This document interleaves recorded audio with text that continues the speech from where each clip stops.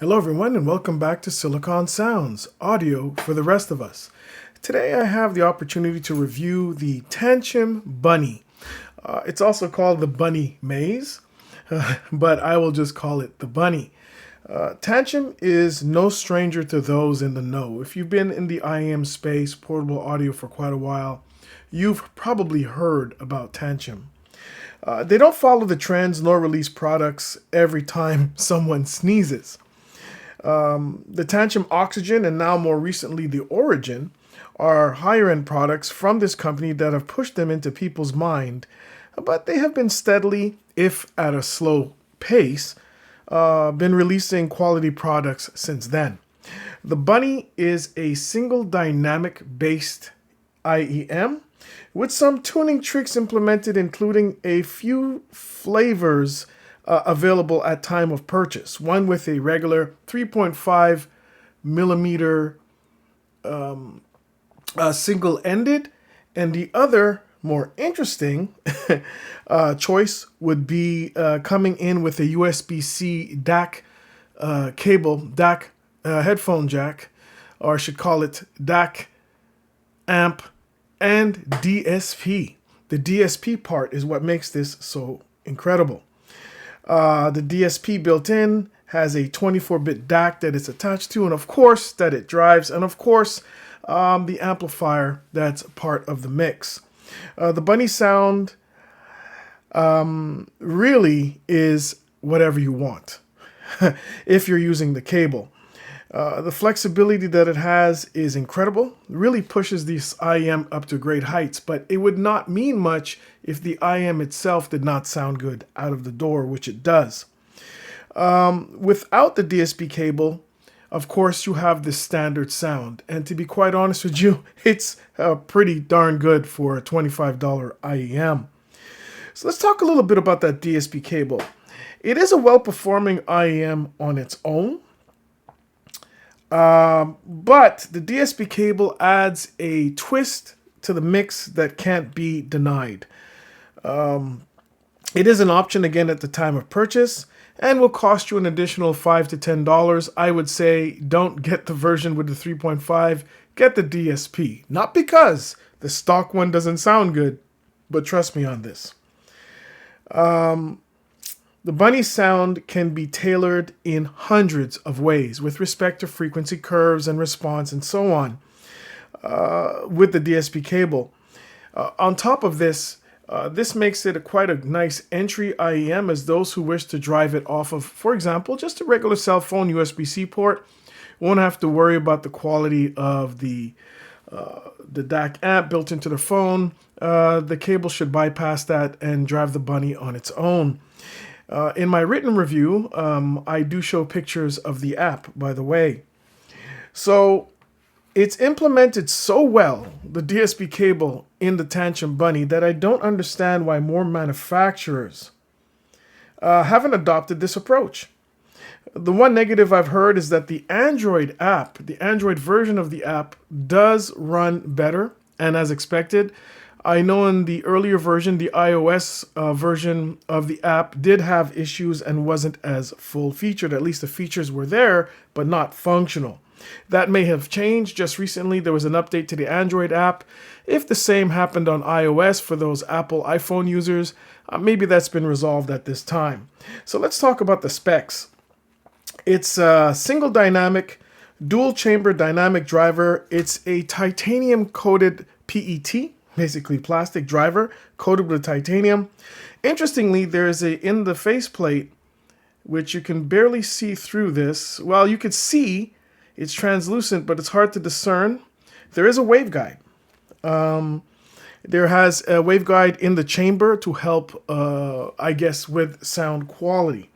The connector is your typical two-pin connector. Sensitivity is 123 decibels VRMS, and the impedance is 30.7 ohms. Build and fit. The Bunny is an attractive IM in a very simplistic way. I would call this a tastefully simple look. The shell is translucent except for the rear caps. Make focus here. The rear cap, which has branding on it. One side says Tanchjim, the other side says Bunny. There you go. Okay. They're on the smaller side with a moderately prominent nozzle and should be an easy fit for most people. Absolutely. The retail packaging is minimalist, coming in just a simple box, which I'll show you now. Box really is very simple. The cover, very simple, but tastefully done. Nothing really to write home about, but that's not what's important. Again, the packaging follows this minimalist design, but tastefully minimalist of the IEM. The cable now is where the magic happens if you wish to use the cable. Now, the cable on this end has a USB-C, has a DSP DAC amp built into it, which will drive the Tanchjim Bunny. On top of it, provide a myriad of adjustment capabilities when using the app. The cable itself is worth the price of admission, to be honest with you. That being said, I will say that for this review, I did not use the cable. Why? Because the breadth and scope of possibilities in terms of tuning with the cable are just too vast to single in on the sound of the Bunny itself. So I left the cable out, if you understand. I want you to know what the Bunny sounds like on its own. Let's talk about build and fit continue. The build is quite solid. It is a plasticky kind of shell, but it's really nicely done, tastefully done. Tanchjim is known to have very attractive, if understated, designs, and the Bunny follows that trend. Let's get into the sound. Bass. Well, interesting. Bass surprised me. Remember, this cost me, I believe at the time, around 25 or 27 Canadian dollars. Shipped from Amazon USA at the time, prior to all this mess. And it would have been less if I didn't get the DSP cable. Bass is tight, goes deep. On first listening, I was surprised with the poise of the low end. Really surprised. Bass here has a pleasing round thickness to it, which is even more evident in the mid bass. Listening to 18th Street Lounging by Marcus Johnson, the bass had good attack with no undue overhang. Angel by Massive Attack continued to highlight the control of the low end. Bass energy was right where it should be. Even if texturing and detail were not the best I've heard, a little bit more expensive than the Bunny, I had to come back down to earth and realize I'm talking about a $25 IEM here with all this flexibility. The bass of the Bunny is pretty darn good for $25, and cheaper with the DSP cable, by the way, and definitely serves as a solid foundation to the rest of the frequency range in this IEM. Mid-range. The Tanchjim Bunny is a slightly forward mid-range presentation with very good clarity. There's a pleasant level of detail retrieval here, and even micro details are present. Very rare or very unusual at this price range. There is macro details and definitely some micro details that poke through. The mids here have good energy, but are not shouty or strident. Male vocals have an added warmth which adds to the weight and chestiness of the sound, but not in an overtly distracting way. It's actually done very tastefully. Female vocals as well come through off clear and detailed without sounding thin. If thin-sounding female vocals are what you like, the Bunny's really not going to give you that. It's going to give you that more full sound without any stridency, for example. It sounds natural and open, the mid-range, allowing vocals to really capture the artist's energy. The good note weight here helps and always helps. I'm a stickler for note weight and is welcome, as is the quality of the timbre and transit handling, which is good, but only displays a slight softness when it comes to the attack. There's a controlled rise in the upper mids, or pinna gain, that keeps harshness away while maintaining and enhancing that clarity. Very good. Treble. Wow. The treble is clean, open with good balance and quantities of sparkle and air. Extension is also good, which keeps the unrestrained sound happening. It just sounds more open. The mid-range opens up into the treble and it doesn't sound distracting like it's two different IEMs here. It sounds very cohesive. The treble here is not tuned to call attention to itself, even though it has enough treble energy. I don't want you to think that there's no treble energy. There's definitely a good quantity of treble energy here. It's just that it's actually well done. I would call it leaning more towards the mature type of tuning with respect to treble, and follows the rest of the tuning in this I am. Imaging and soundstage is a mixed bag. The Tanchjim is on offer a moderately sized soundstage with decent imaging. Lateral positioning is actually quite good. It's well portrayed, with depth and height also present, but in lesser quantities. Layering and separation is not the best I've heard at just a little over this price. If I can remember probably, maybe even the Zigat Neo might outdo it with layering and separation per se. But there's enough here that it keeps the busier tracks from sounding congested. So you don't have that wall of sound kind of effect. Let's get into verses. Now here's the darling of lately. That is the ND Audio Planet, which I have on hand. I have reviewed it. You can check my reviews on the site, my YouTube reviews. The Planet has been the darling of the sub $20 category for some time.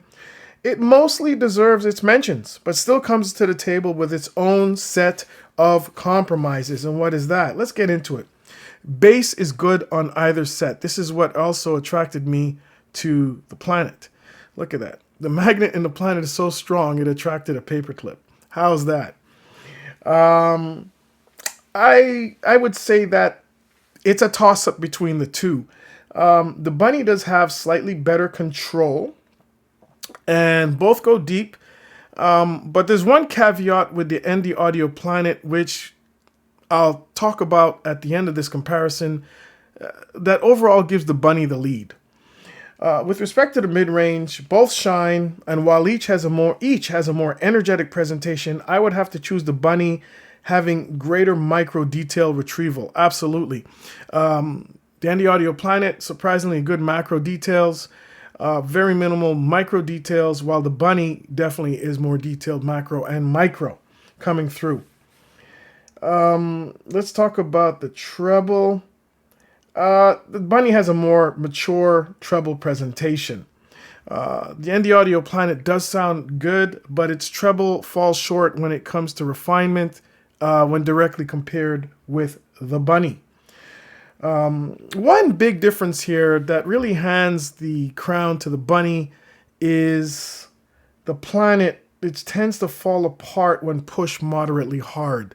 The Planet is really good sounding for moderate or low level volume, but once you push it hard, especially at high volume, it all falls apart. It just loses all of the positives about it.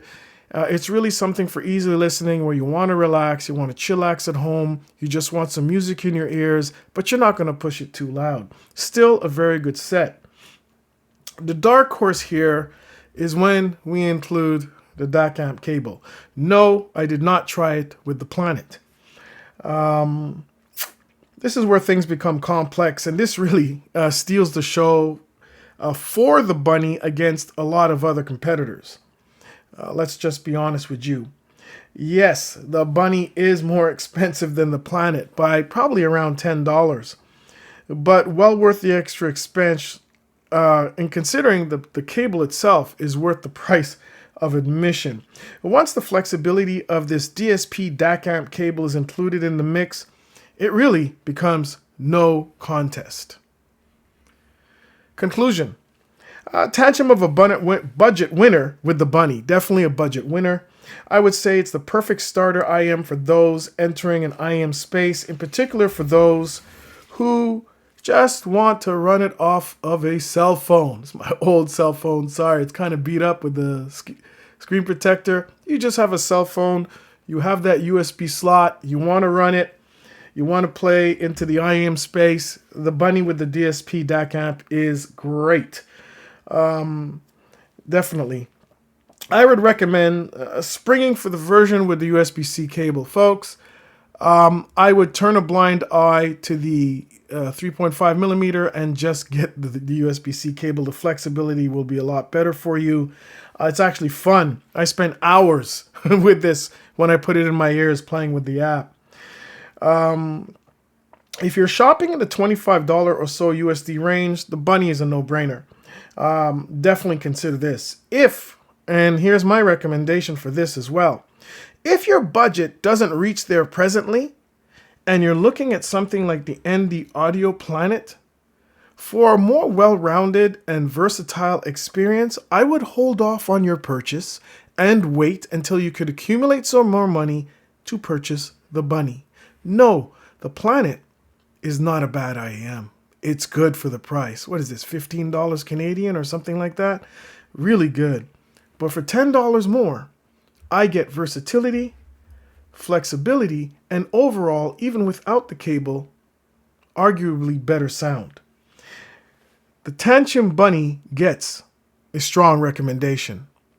Thank you for watching the latest video on the Tanchjim Bunny.